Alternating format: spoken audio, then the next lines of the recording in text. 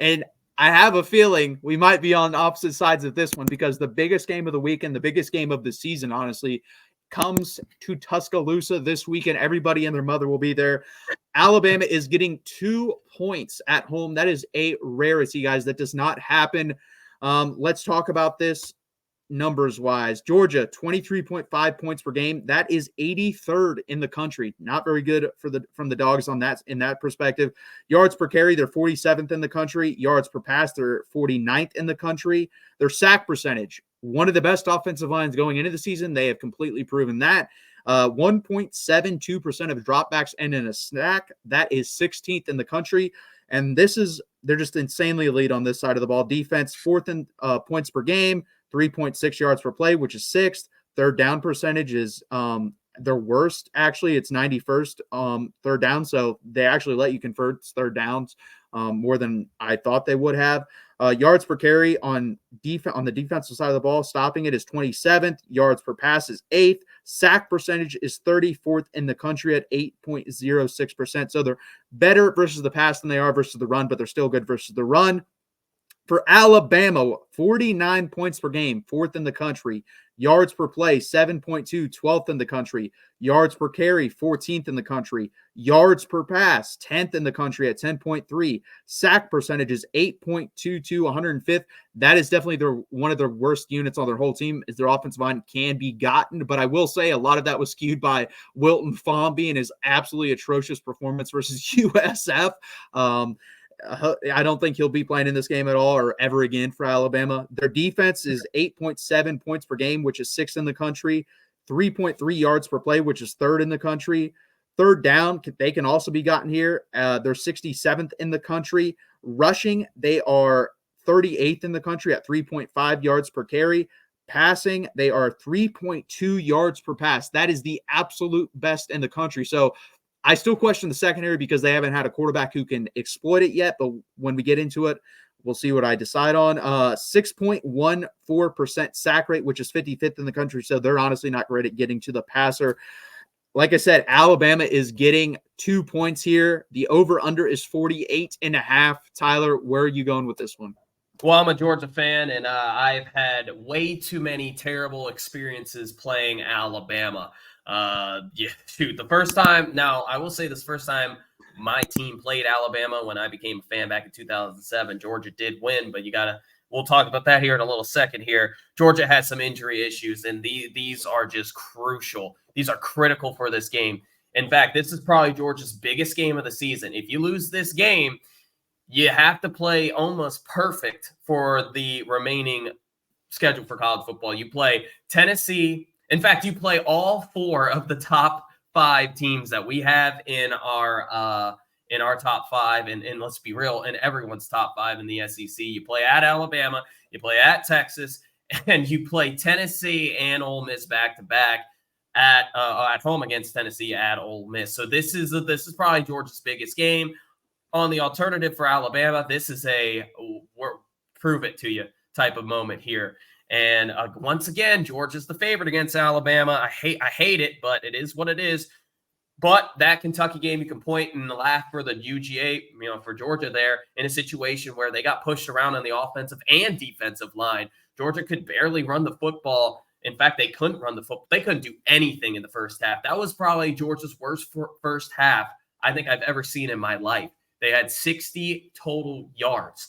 There was one season in which we played at LSU, and we had, I think, 80 or 90 yards against Joe Burrow before everyone knows that he was Joe Burrow, in which Georgia lost 36-16, at LSU. That was probably Kirby's worst coached half I think I've ever seen.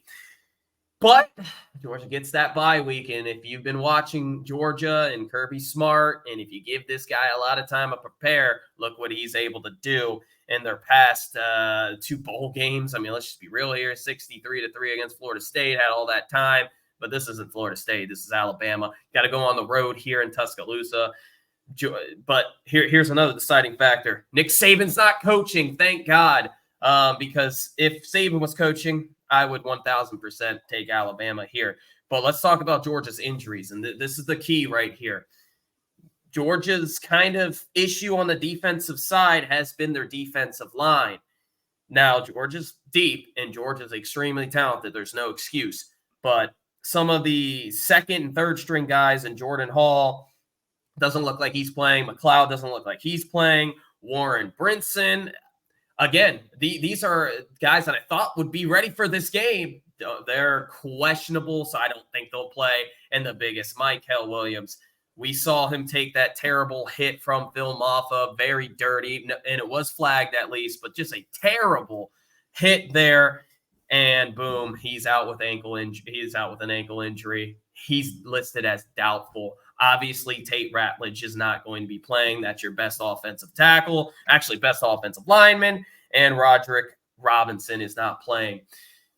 Now, look at who Georgia has played thus far. Georgia has played Clemson, who looks like a legitimate top 12 football team, and Kentucky, who's mediocre. Whereas Alabama's played USF, who just got blown out at home to Miami. And let's just be real here. Alabama played bad for 3 quarters. And they also played at Wisconsin, who's not that good defensively. Georgia has obviously played the better teams. If you think that you're going to see the same Georgia team that you saw against Kentucky, you're just fairly mistaken. Carson Beck's a better quarterback than Jalen Milroe. I'm sorry, Alabama fans. It's just the truth here. Georgia has the better offensive line. Defensive line, I'll give it to you, Alabama. But this is a situation in which Georgia knows that this is their biggest game. You ruined our season last year. You were the reason why Georgia couldn't three-peat. It was you and Nick Saban, but Nick Saban's gone. Kalen DeBoer is a winner, though. I'll give him credit where credit is due. I was going back and forth on this game, but I think the key to this game is going to be, 1, the rush, and 2, the defensive line for both sides. I'm more confident in Georgia, their ability to run the football, than I am Alabama. Now, here's the thing. If Jalen Milroe is out, if you get Jalen Milroe out in space, he could be gone, to be honest. And that's not really what he did last year. He did just enough to win the game. Georgia did just enough to lose the game. This is an all-out situation for the Dogs.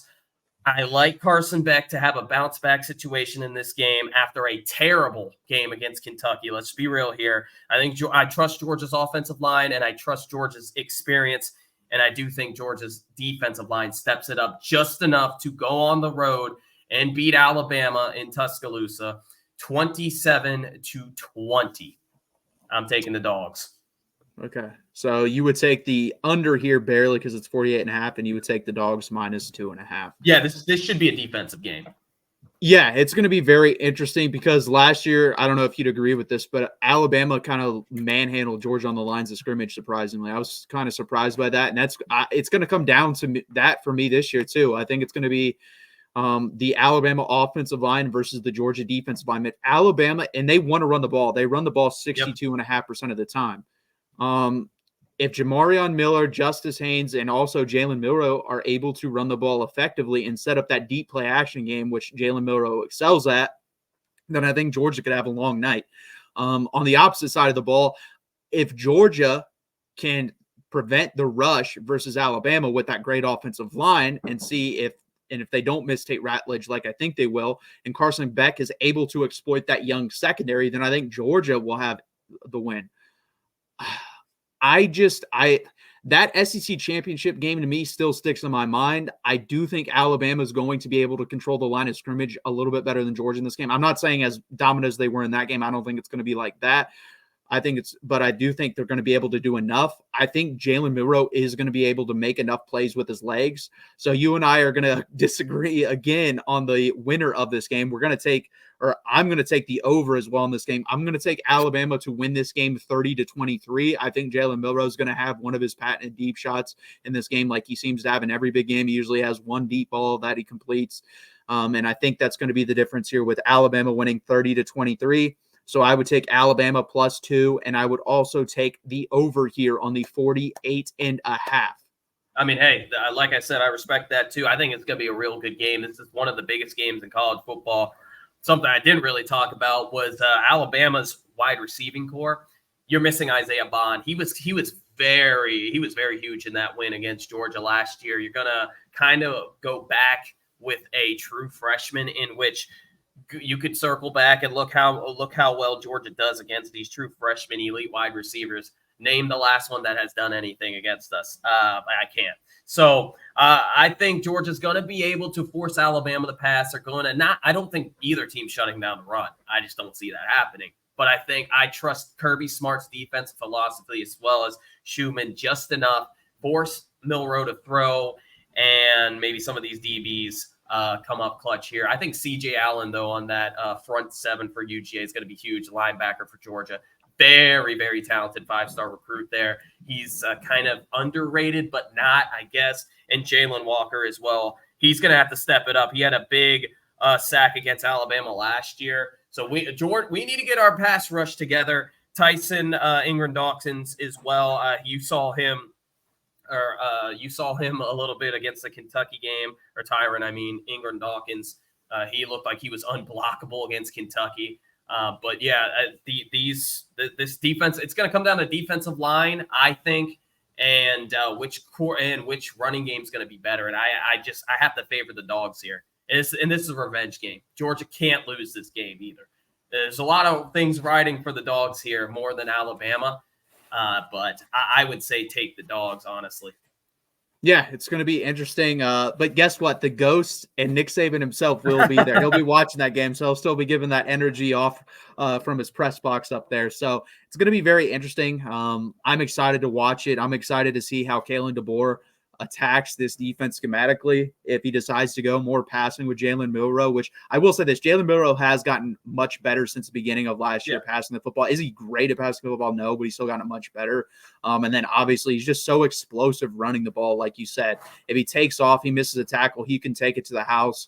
And I would look out for Jeremy Bernard. I liked him from Washington. I know he's their fourth guy, but he's still a good wide receiver, and I think he'll make some plays in this game. I kind of agree with you. I think Ryan Williams will probably be overwhelmed for most of this game. He'll make some plays, but, this is, in my opinion, the most talented and best secondary in the country for Georgia, and they're going to be able to shut down a guy like that in his first big game start, in my opinion. But if someone like Jeremy Bernard, I think will have some success here, and I think you're going to have to attack also and the passing game with your running backs. Like Jamarion Miller can do it all. He's a very good running back, and they should rely on him heavily in this game, in my opinion.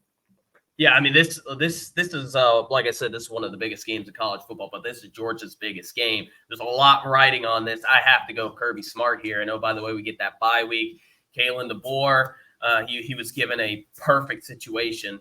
Now, a lot of people were talking about, it's actually not because he has to take over for the GOAT. Well, no, just look at this team, extremely talented. Debatably, you could put these two rosters up against any other in college football. So, yeah, but the keys to this game, I think Georgia's going to have to force Alabama to throw the football. And if Jalen Milroe goes out there, throws for 300 yards and 3 touchdowns, that's a tip your hat moment. And, oh, by the way, guess who's first place in Heisman voting?